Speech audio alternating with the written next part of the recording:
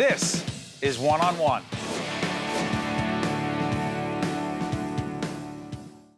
Brought to you by New Jersey Sharing Network.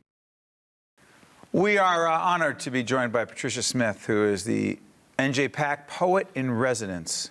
What a great honor. Doesn't that sound great? How'd that get I'm really you? excited.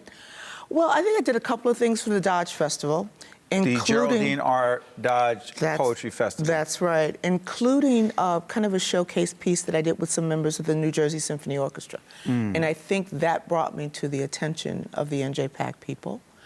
And also, I do a lot of local readings and everything. I do a lot of work in schools, which was one aspect of what they wanted from this position. So I think that's how it happened. Born and raised in? Chicago. All right, we won't get into that. We're in the fall of 2015, and baseball is going on right now. We won't talk about that. We won't. All right. How did New Jersey get you? New Jersey got me, I lived in Westchester County, New York, and I got a job offer at the City University of New York, the College of Staten Island. And there was absolutely no way to drive from Westchester County to Staten Island and maintain my sanity. So I started to look in areas where I knew I could drive, so I could drive down the Garden State. And a friend of mine grew up in Howell, New Jersey, told me it was a wonderful place at the time. My kid was getting ready to enter middle school. So I wanted some place that had good schools, a good community, and it's been absolutely perfect. Poetry entered your life when? Oh, wow. I'd say probably officially when I was about 8 years old. My parents came up to Chicago from the South during the Great Migration, and my father brought with him something I like to call the tradition of the back porch, where he'd sit every night and just go all over his day and turn people he knew into characters. And so I learned to look at the world in terms of the stories it could tell, as opposed to what I was or was not learning in school. And poetry, I think, appealed to me because you take huge, unwieldy stories and you put them in tight, controlled spaces. And I really, really appreciate that because I love language, and everything that language could do is evident in poetry. Teaching poetry to those who have no background in poetry, how difficult? Well, I think the first thing you have to do is you have to show them how much music surrounds them all the time. In the speech of someone that they hear every day, in their parents' speech, there are recurring rhythms, there are things that happen, and you teach them to hear and look, hear with the poet's ears and look with the poet's eyes. So once they see that, it's easier, they can receive stories easier. So you teach kids especially that their voices are legitimate, because a lot of things in school, they're boxed in very soon. You're good at this and you're not good at this. And a lot of things will squash those voices. And so you say, look, everything you say, everything you write, first of all, is legitimate. And then we'll add music to it.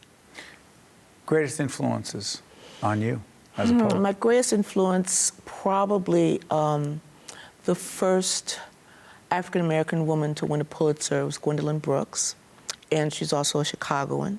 So a lot of the places that she wrote about, both in poetry and in fiction, so she blurred the lines between those genres. A lot of those places were really familiar to me because it's where I grew up, and it's also how I grew up. I grew up in the part of town everyone told you to stay away from. You're going to read for us. Well, you're going to... Is it do poetry? Well, because I got started in poetry by getting up on stage and doing it, I have a lot of things committed to memory, so I thought I'd do one of those. What's this called? This is called Biting Back, and I wrote this because my son, when he was about 12 years old, you know how kids are always, especially little boys, their mom is their best friend up until a certain point, and then all of a sudden it's like The Exorcist, their head turns and they don't want to be anywhere near you. So I wrote a poem about that moment. Go for it. Okay. Children do not grow up as much as they grow away. My son's eyes are stones, flat, brown, fireless, with no visible openings in or out.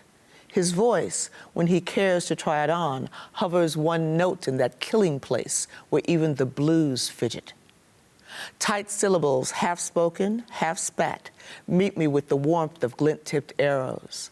The air around him hurts my chest, grows too cold to nourish as he stares past me to the open door of his room, anxious for my patented stumbled retreat. My fingers used to brush bits of the world from his kinked hair, but he has moved beyond that mother shine to whispers on the telephone, to the sweet mysteries of pearl buttons dotting the maps of young girls, to the warped, frustrating truths of algebra, to anything but me.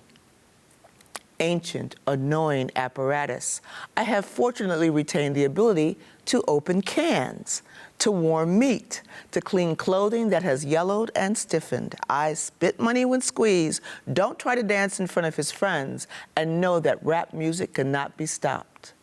For these brief flashes of cool, I am tolerated. Patricia Smith, rightfully so, is the NJPAC Poet in Residence. You honor us. Thank you. Appreciate being here. Hi, I'm Peter Rooney. In 2006, I lost my father to renal disease. He was on the waiting list for a new kidney, but did not receive one in time. Unfortunately, so many like my father have lost their lives while waiting for a life-saving organ. At New Jersey Sharing Network, we're committed to saving and enhancing people's lives through organ and tissue donation and by informing people about this important decision. Because you can make a difference and save a life. Also brought to you by the New Jersey Education Association, Virtua, and by NJ Best, New Jersey's 529 College Savings Plan.